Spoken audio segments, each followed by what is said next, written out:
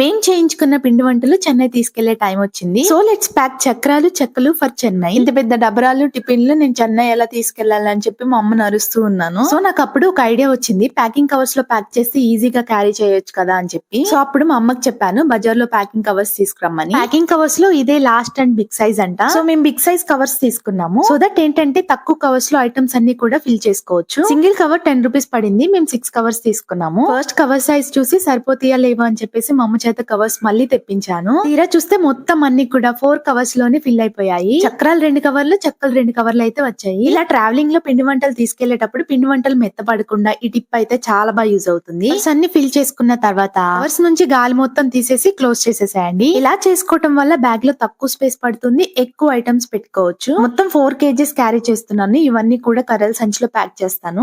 ఊపిడికి చెక్కలు నలగకుండా ఉంటే చాలు, అంత జాగ్రత్తగా తీసుకెళ్తాను అనమాట. అంతే వీడియో, బాయ్.